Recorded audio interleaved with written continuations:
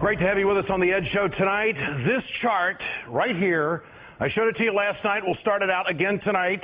This is everything you need to know about America. And I challenge any state representative or any senator of any state legislative body across America to come here and stand on this platform with me. And you know what I'm going to do? I'm going to pay your way to New York City. All you have to do is contact our producers and say that you want to be on the Ed Show and you want to explain to me in front of our audience tonight how this graph is good for America. Because, folks, this is all factual stuff right here. Tell me how the wage earner in America, which is the blue line, and the productivity of the American worker is the green line, and the top income earners of America is the red line. Tell me how that is good for America. I want any Republican to explain how 30 years of wage stagnation and 80% improvement in productivity by workers and the ridiculous growth in income for the top 1% has made this country better. No Republican, I don't think, can do this. None of them ever talk about this. None of them ever bring it up and say, and this is where we want America to go. No Republicans have the guts to look at the American people in the eye and explain this chart is really good for everybody. Instead, they fill the airwaves with lies like this. We can't tax the very people that we expect to reinvest in our economy and to create jobs. It is just foreign to most people to think that we're going to address our problems by raising taxes on the very people we expect to jump back into the game to create jobs. And we will never have real economic growth if we're going to raise taxes on those in America who create jobs. See, now, you've heard all of those sound bites from the Republicans in Washington. So the reason why I'm making this offer tonight to a state representative or a state senator from any of the 50 great states of America is because I want something different. I want the Republicans to come up and give me something different. They want the White House, the Senate. They want the whole enchilada. They want everything. But they always come up with the same BS. So maybe if we got a state senator from the great state of Kentucky to come up here and to the state of New York to explain to all of us, or maybe we can find somebody from West Virginia, a righty that might be able to explain how this is good for America. They can't do it. We have to go, I guess, into the heartland, and maybe we can find somebody. I'm serious about this. I personally will write the check for you, or for a plane ticket, for hotel, and I'll even go to dinner with you, and I know you'll really be excited about that if you're a righty. But, folks, I'm not making this stuff up. This is where wage earners have been in this country for the last 30 years. This is what American workers have done in productivity in the last 30 years, an increase of 80%. And this is the red line. You ever wonder, is your kid going to be a red liner or a blue liner? If you're a working American and you believe in recycled Bush economic theory, no offense, but I think you need your head examined. The 1%ers in the red line have hammered the Americans in the blue lines for 30 years. Republicans, I don't think they give a damn if you work 50, 60, or 70 hours a week to survive and pay the bills. Where have your bills gone in the last 30 years? We are living still, unfortunately, in the greediest generation in the history of this country. And these numbers right here prove it. The top 1% were, now think about this. If the top 1%, if they were the job creators, based on what this is right here, hell, we ought to have record employment, not record unemployment.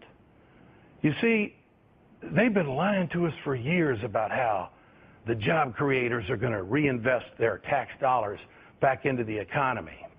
For Republicans, this red line, just remember one thing about the Republicans. This red line will never be high enough for them. In this blue line right here, the wage earners, they take their finger and they just put it right on top of them and they squish them.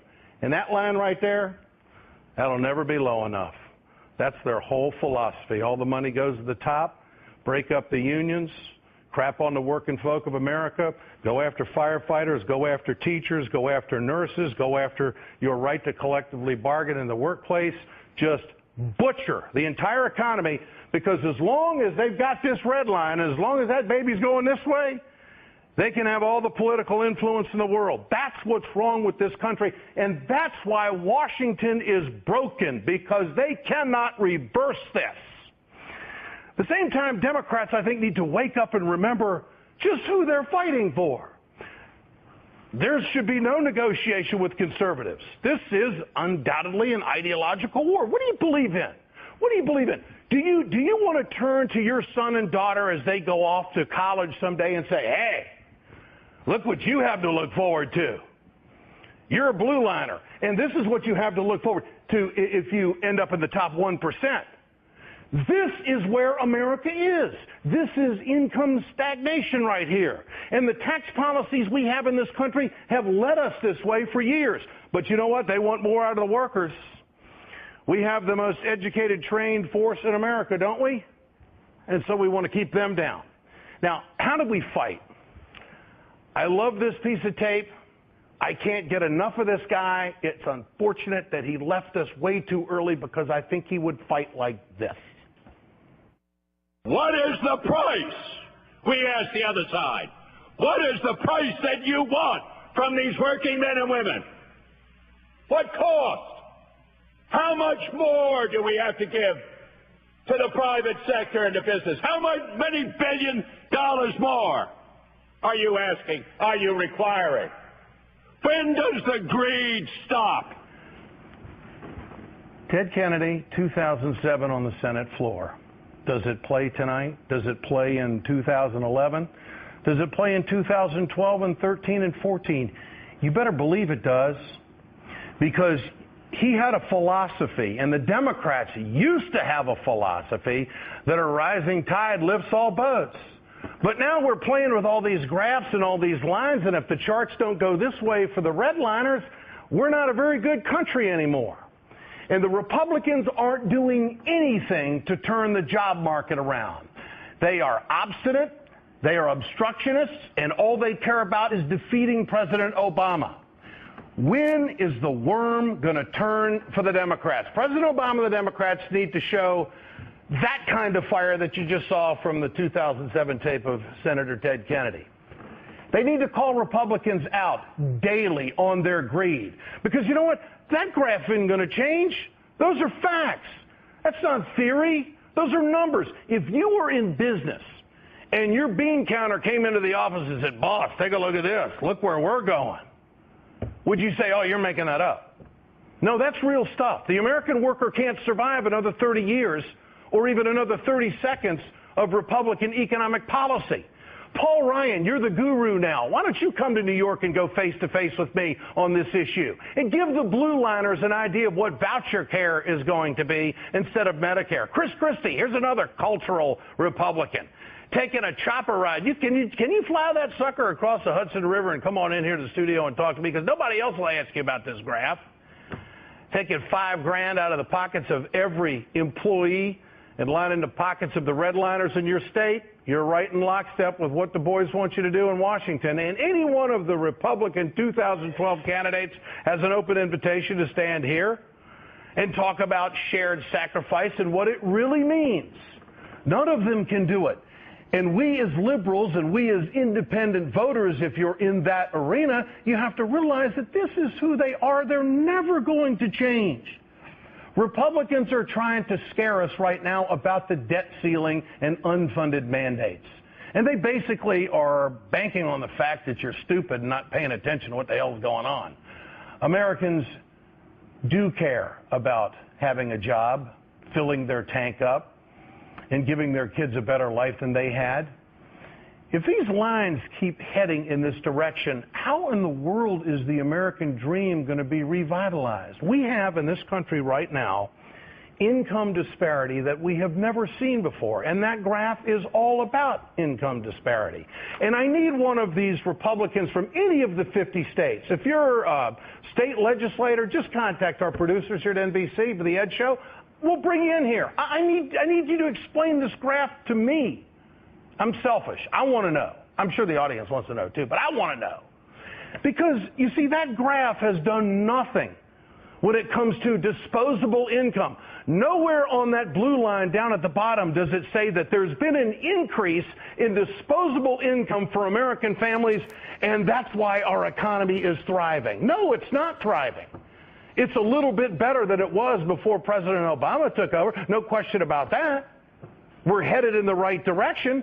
But if you don't have disposable income, how's the economy going to turn around? And if we have these Wall Street barons and these in the financial sector sitting on $2 trillion worth of assets, and they're hanging on because they want to see President Obama lose the election because they're all about power, how are we going to turn this around? So get your cell phones out, because I have a very profound question for you tonight. If you're a parent, do you think your child will be a red liner or a blue liner? Text A for red, text B for blue. 622-639 is the number, and you can always go to our blog at ed.msnbc.com. We'll bring you the results later on in the show.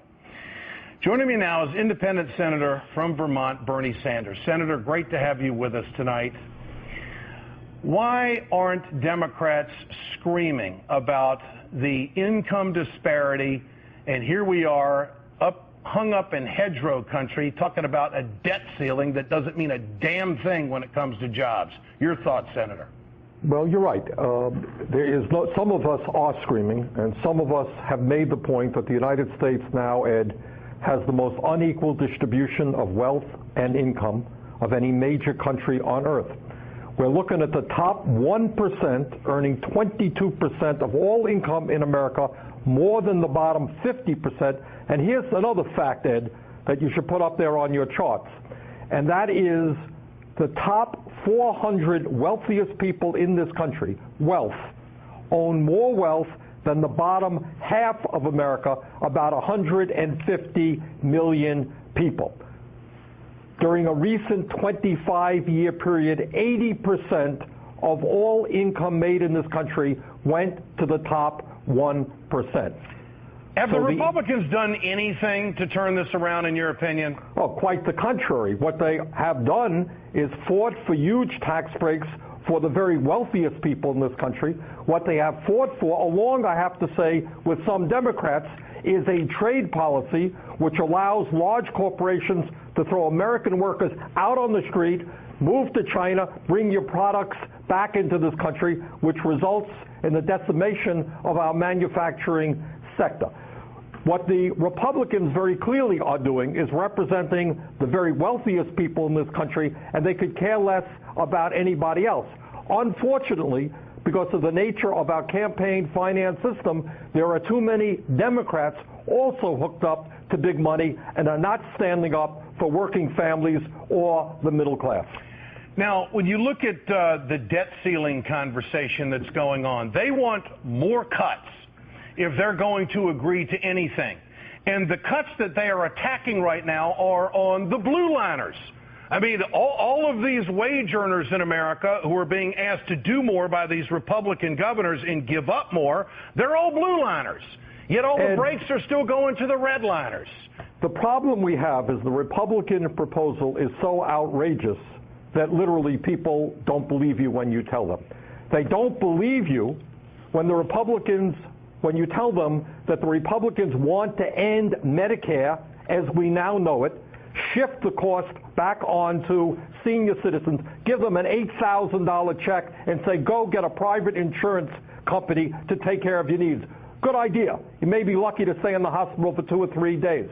Slash Medicaid, slash education, slash nutrition, slash the Environmental Protection Agency, et cetera, et cetera. And by the way, as part of that proposal, despite the fact that the rich are getting richer while the middle class is going to collapse, you know what we're going to do, Ed? We're going to give another $1 trillion in tax breaks to the very wealthiest people in this country. That's exactly what they want to do. They want to cut the corporate and they want to cut the personal income tax rate another 10%. And I said that in the commentary.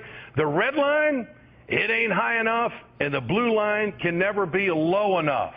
And there is no end to their greed, and if we don't begin to stand up and stop it in a very forceful way, there is not going to be a middle class left in this country. Vermont Senator Bernie Sanders, great to have you with us again tonight here on The Ed Show. Thanks so much. Remember to answer tonight's question at the bottom of the screen. I want to know what you think. President Obama is set to announce a troop withdrawal from Afghanistan. Some are worried the withdrawal is too big. Others say it's not enough. We'll tell you what it might mean for the president's political future. And later, The Ed Show makes a major announcement on how we can all join in together and save American lives. Nicole Lamoureux from the National Association of Free Clinics will join us tonight. Stay with us. We're right back.